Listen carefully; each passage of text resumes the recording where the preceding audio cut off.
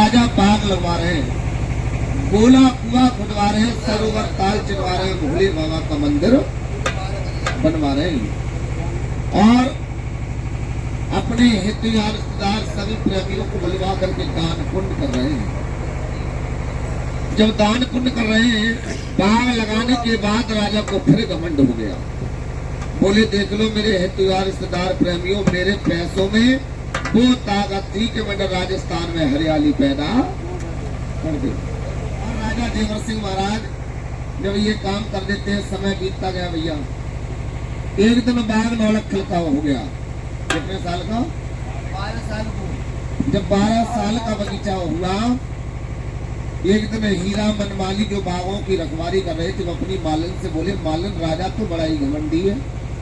अरे किसान कोई फसल करते हैं, ज्यादा टाइम नहीं हो तो महीने में 4 चक्कर फिर भी फसल की ओर लगाते।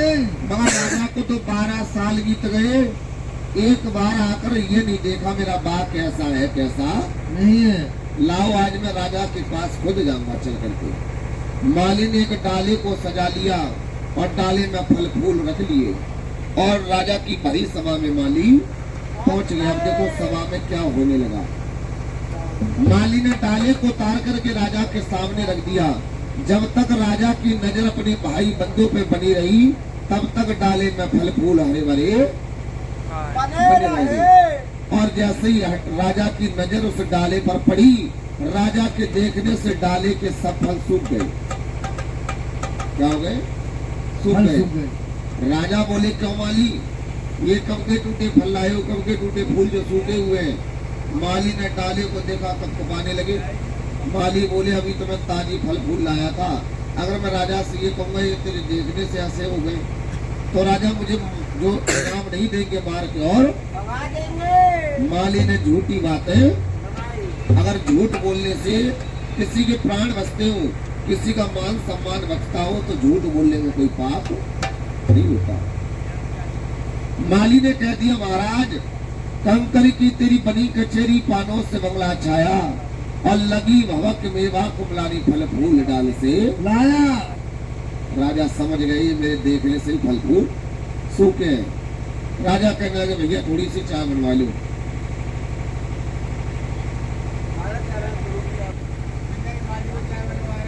देवर सिंह महाराज और माली को इनाम दे देते हैं। राजा बोले धन धन हीरा मनमाली तेना राखो सभा में मान, चढ़ने तो घोड़ा दे दो उड़ दे दूं बाज, पारे गांव इनाम दऊं मोहरों से भरूं। समझिया जाओ माली मैं वचन देता हूँ, जिस दिन बागों का विवाह करने आऊंगा उस दिन बाहरी तुम्हारी खुशी मनाऊंगा। अब तो शाम का वक्त हो गया। राजा अपनी कचहरी को बंद करके कैसे महलों में जा रहे हैं। राजा महलों में आने लगे के भैया भया सांझ को और वक्त कचेरी फिर बंद कराई रे, कचेरी बंद कराई रे।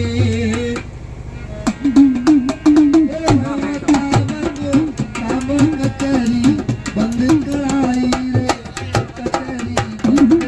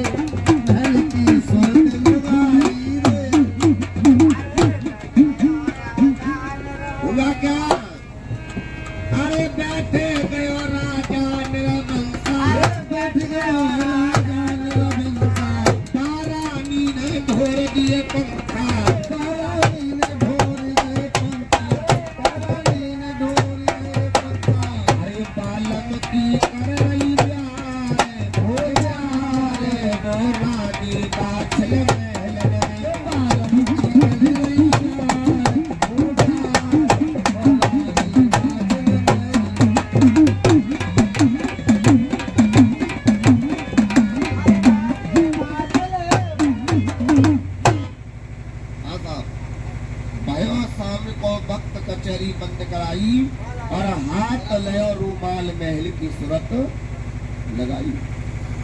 बैठ गए राजा नरवंशा, फिर मैया वाचल्य ढोल दिए।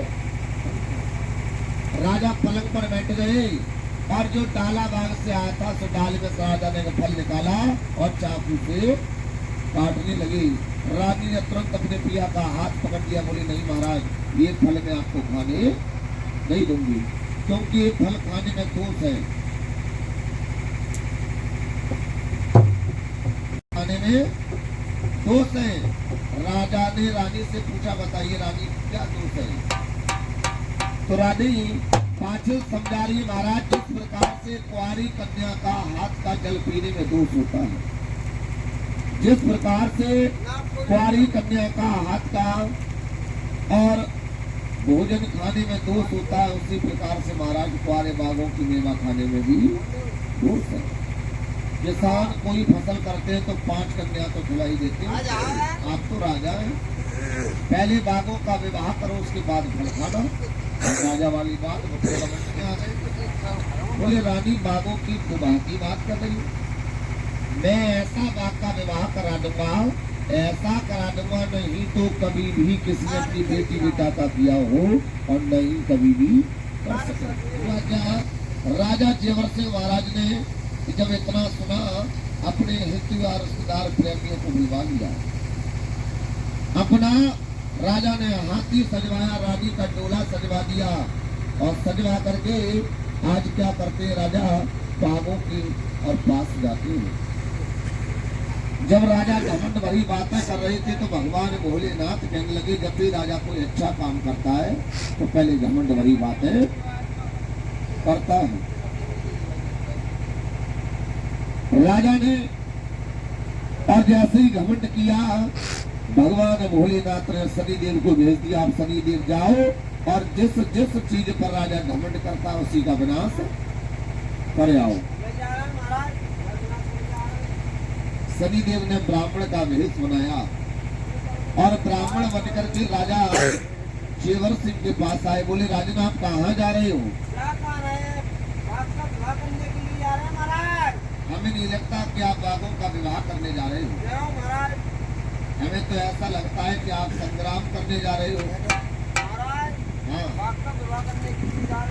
अरे महाराज, 5 हथियार आपने कंधों पर बांध लिए, हाथी पर सवार हो, सभी प्रजा पैदल जा रही है, दान ऐसे नहीं होता है। कैसे होता है महाराज? दान ऐसे होता है, पग पवित्र तीरथ गमन कर हाथों से दान, और मुख पवित्र जब होएगा धरोगे प्रभु का। आज और राजा जेवर सिंह महाराज ने आज और राजा जैसे ही बागों के किनारे पहुंचे तो शनिदेव महाराज राजा की दृष्टि पर बैठ गए। क्या बैठे? दृष्टि पर। राजा ने बागों का विवाह रचाया, शनिदेव कुछ भी नहीं बोले, क्योंकि कोई किसी का विवाह करने आए तो उसमें रोक टोक लगानी नहीं चाहिए, ये पाप का काम होता है। राजा ने दान पुण्य किया, फिर भी शनिदेव नहीं बोले, क्योंकि दान करते समय कभी भी किसी को रोकना नहीं चाहिए। और राजा ने अपने भाई बंधुओं को भोजन खिलाया, फिर भी शनिदेव नहीं बोले। कहते सच्चे दरबार की राजा ने भाई बंधुओं को भोजन खिला दिया, सब काम करके हो गए निर्चूक। राजा फिर घमंड वाली बात है, अब देखो यही घमंड राजा का लेकर के दूर जाए। राजा बोले देख लो मेरे हथियार रिश्तेदार प्रेमियों, मैंने आज ऐसा बात का विवाह करा दिया, कूड़ कूड़ में और मोती बब्बाजी में, मेरे जैसा राजा नहीं कोई हुआ और नहीं कभी होगा। अब तो शनिदेव ने अपनी विद्या निकला दी, शनिदेव ने राजा की बुद्धि घुमा दी। राजा की जैसी बुद्धि घूमी, राजा रानी के पास पहुंचे।